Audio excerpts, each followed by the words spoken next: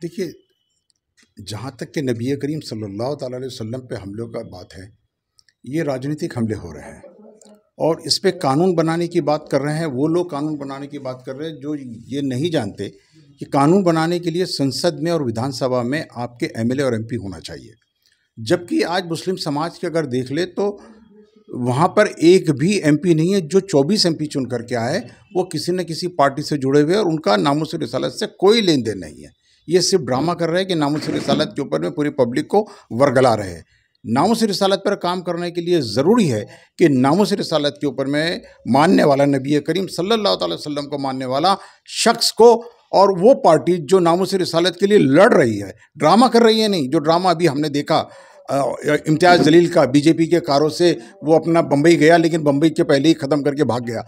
ये चीज़ नहीं होना चाहिए। आज माइनॉरिटीज़ डेमोक्रेटिक पार्टी ने सबसे पहले नामूस रिसालत के ऊपर में यहाँ आंदोलन किया। इतना बड़ा आंदोलन किसी ने नहीं किया। उसका अंजाम ये रहा कि सरकार को भी समझना पड़ा। लेकिन अगर सरकार नहीं समझ रही है, हम जानते हैं कि सरकार पूरी तरीके से जो बाबा लोग, जो वहाँ के राजनीतिक लोग, जो नबी करीम सल्लल्लाहु अलैहि वसल्लम के ऊपर में हमले कर रहे हैं, उनके लिए हमने दूसरा रास्ता चुना। और मैंने खुद मुंबई हाई कोर्ट के अंदर में सीएम और सब जितने लोग जो अपना समाज कंटक लोग हैं, जो एक दूसरे के धर्मों के ऊपर में टीका टिप्पणी कर रहे हैं, उनकी बेइज्जती कर रहे हैं, उनके लिए मैंने केस डाला है। और अभी 14 नवंबर की उसकी तारीख है जिसमें सीएम को भी पार्टी बनाया है और उसको जवाब देना है। वो जवाब नहीं दे पा रहे हैं।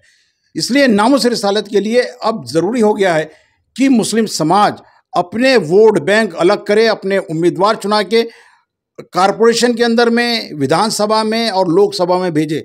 जब तक कि आप अपना खुद के नहीं भेज पाएंगे तब तक नामूस रिसालत के ऊपर में कानून नहीं बन सकता। लोग आपको वर्गलाएंगे, लोग आपको धोखा देंगे, वोट लेंगे, भाग जाएंगे।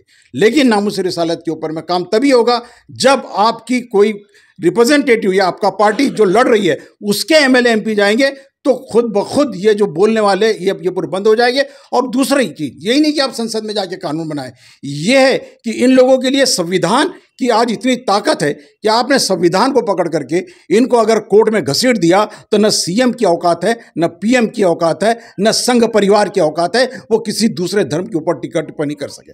और उसके लिए हमने उनको मुंबई हाई कोर्ट के अंदर में केस डाला है और इंशाअल्लाह उनको उनकी औकात बताएंगे और उनका मुंह भी बंद कराएंगे।